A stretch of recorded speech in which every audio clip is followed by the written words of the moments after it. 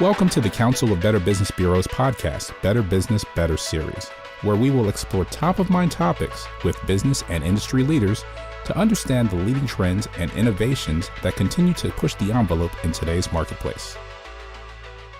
For the Better Business, Better Series, I'm Will Johnson, and we are here at the SOAR Community Summit. It is an annual event, and it's taking place in Alexandria, Virginia, and we're very excited to have as our guests today Cynthia de Lorenzi. Cynthia, how are you? I'm great. I'm thrilled to be here. You are the MC today, is that correct? I am. And Cynthia, you're the founder of Success in the City and recently became the chairwoman, I should say, right? Yes. And co-founder of Enable Women, TEDx Women, and international motivational speaker, expert interviewer, and moderator, which we're about to find out, so I'll put you on the spot. Co-author and social media expert and consultant, producer, artist, futurist. You're all sorts of things. It's going to be a fun busy interview. Woman. Yeah. And you're also very involved on the status of women in our world today, their impact on culture and the economy, and your passion for empowering others and the principle of paying it forward is a driving force for Enable Women. So we want to talk to you about all these topics in the time that we have. Great. Let's start with your background and experience. What has your path been to your professional life today and being a speaker and commentator on the status of women? I love that question because I think we all assume when we look at people that it's a straight line upward projection to where we're going. And it's anything but. It's like a crazy, winding, twisting path backwards, forwards, sideways. And if you look at what actual success is, it's not a straight line upward. It is a line with all kinds of side roads. It has failures and successes and leaps. And so you never know where you're going. And I think that that's one thing we need to be mindful of. We're actually going to success by being on a scrambled path. So I really like that question because I want people to understand that it's not clean, it's not easy, but it's very much it's engaging to be on that journey. And you never know where you're going to end up. So don't assume where you're planning to go is where you're going to necessarily end up being. It's so true. And whatever you plan on doing, it's sure to have curveballs all along the way, and you end up doing something completely different from what you set out to do potentially. Absolutely. I think everybody has that experience, if not over and over again, at least a few times in their professional life. Well, not too long ago, we used to assume it used to be you had one career path, and then it changed, and we expected perhaps 3 pivots, and now we're looking to 7 to 9 pivots and changes in our lifetime. That's sort of the research these days is right. 7 to 9. 7 to 9 changes. So absolutely, we live longer, we have greater opportunities, we can become entrepreneurial at any point. And one of the things I do when I'm speaking to communities and groups is that you need to bring an entrepreneurial mindset no matter what path you're choosing. If you're working for a company, you need to have an entrepreneurial mindset. How can you become more productive, better, create new ideas? Innovation is the key to success in the future. So bring those ideas with you. Companies need them and are looking for them. Tell us how I know art, painting, and the creative process have informed and inspired your business and professional life. Can you talk about that? I think that's all about creativity, right? And bringing. Yes.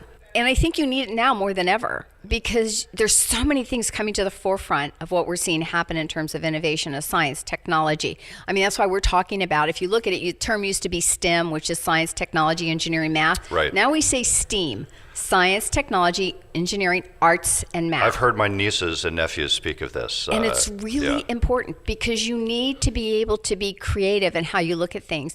And I had studied art in college. It was my minor. And one day I woke up and I told my husband, I need color in my life. I said, I'm starving for color. He said, I don't know what that means. I said, if I have to paint, I felt this absolutely strong urge. I had to start painting again. And I was painting colors, bright, bold, and I was painting colors of the Southwest. So I was intuitively actually expressing what was going to happen next in my life, which was a move to the Southwest.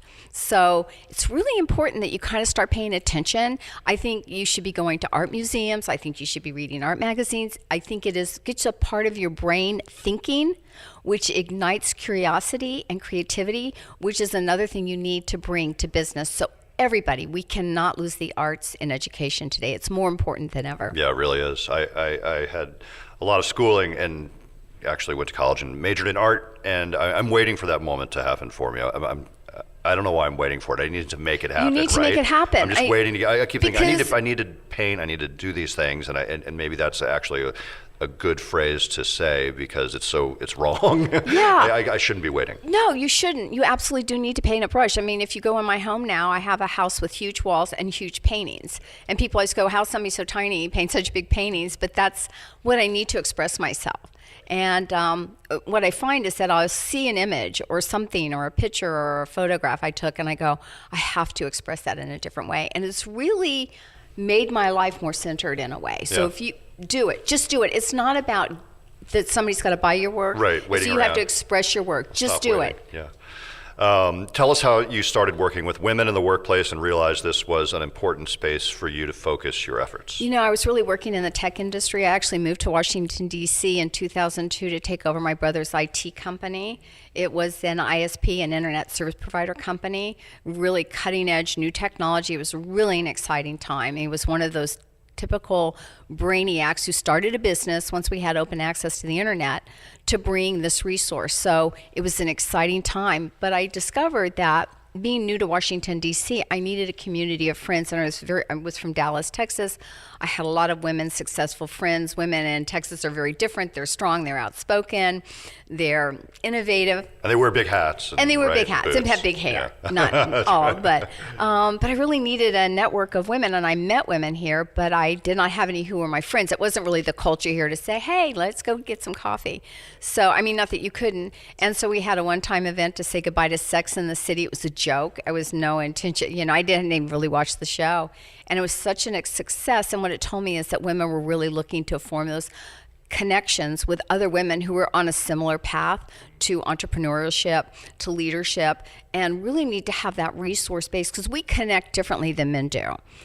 So recognizing that, it really became a place where we said, we're going to really focus on these relationships. So I moved into it accidentally, and I was thrilled to discover how absolutely invaluable it was to so many. A lot of the people you see here today, I know through Success in the City, and I can't tell you how many said it changed their lives.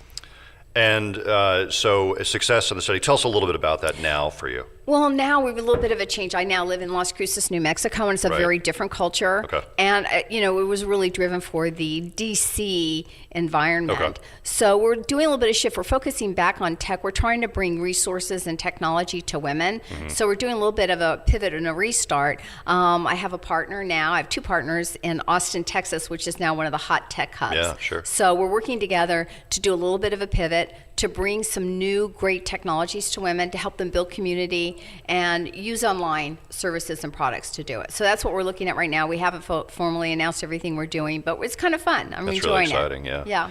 And what are your thoughts on women in the business world today and women's impact on culture and the overall economy? That's a big question, but let's maybe just take it from a high level. It is a huge question, and I'm going to kind of come at it away because I have a conversation a lot with women today because of our political environment. And it seems like there's been a little bit of a pivot where women feel like we're making a step backwards, that it seems like women are being challenged more for the roles that they have. And I'm not being judgmental, but this seems to be where the conversation is leading with people I'm talking to. There's a great deal of concern.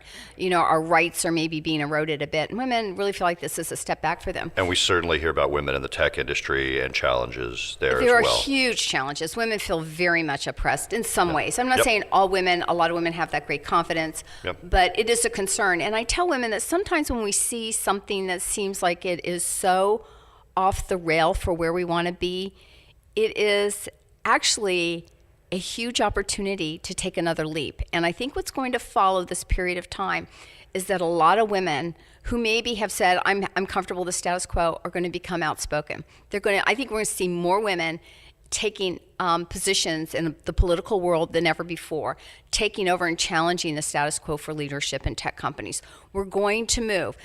But it's not like out there yet, but it's coming. And it's not an overnight thing, obviously. No, but it's a catalyst. We've been called. Women have been called. Yeah. And women are going to come together, and they're going to stand up, and they're going to speak up. They're going to take their place.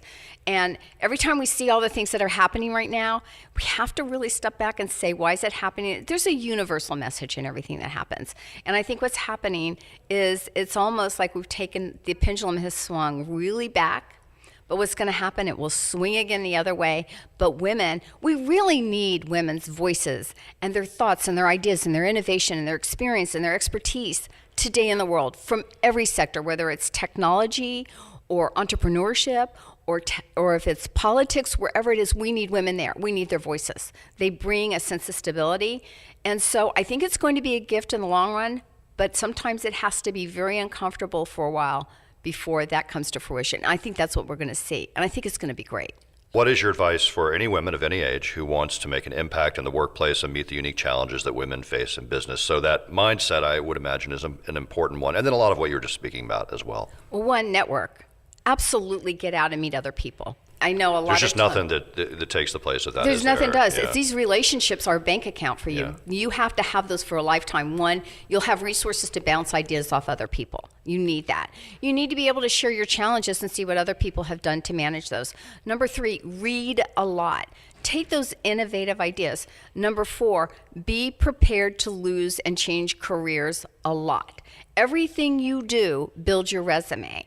Everything you do, the first thing I always tell young women to do, even if you're starting a new career, go set up an LLC in your name so that the moment you are out of a job, because jobs are going to change, it's going to happen, it's inevitable, you need to be prepared to take what you're already learning, frame it, and then go be a consultant, no matter what. And then you can go back in and work for another company, but always have that mindset of being prepared, because that's what the new economy is. It's entrepreneurialism. So you've got to be prepared no matter what it is. And every experience you have, start pulling that together, keeping them, being aware of that, making, adding to your resume the accomplishments you've had. If you've been challenged with a project that was a huge accomplishment for you, that's a skill set. Bring that on. Bring it to the place. So a lot of people lose their jobs and then get up getting hired back as a consultant to the same company. So keep that in mind. That's my one of my biggest pieces of advice to women. That's really great advice and very different. That LLC idea is one I haven't necessarily heard before, but makes a ton of sense and not what you would have heard maybe 10 or 15 years ago. Maybe in some circles, but as just a general advice, that's a really cool one. Absolutely. Yeah. I can see why you're MC today. You have a lot of energy and enthusiasm here, and it's early in the morning before a lot of people have shown up at the conference. So I want to thank you very much for being here. Thrilled to speak with you this morning. I'm looking forward to today. Yeah, it's going to be a good one. All right, so Cynthia de Lorenzi, again, MC here today at the Source Community Summit. And we are in Alexandria, Virginia. It's really nice talking to you. Cynthia, founder of Success in the City, and you do a whole lot of other things. Where can people learn more about you if they'd like to? Just look at my name, Cynthia de Lorenzi. Okay. On Google, you'll find me all the place out there, and I look forward to hearing from you. Great. Thanks again. Thanks. And for the Better Business, Better series, I'm Will Johnson. You just enjoyed Better Business, Better Series podcast. Be sure to tune in next month for a brand new episode. To learn more about our other shows, visit betterbusiness.blueberry.com. That's betterbusiness.blueberry.com and subscribe. The thoughts and opinions expressed on this podcast are the views and opinions of the guests, not those of the Better Business Bureau, Council of Better Business Bureaus, or program affiliates. This podcast is for information and educational purposes only and is copyrighted with all rights reserved. This podcast is protected by Blueberry's Terms of Service.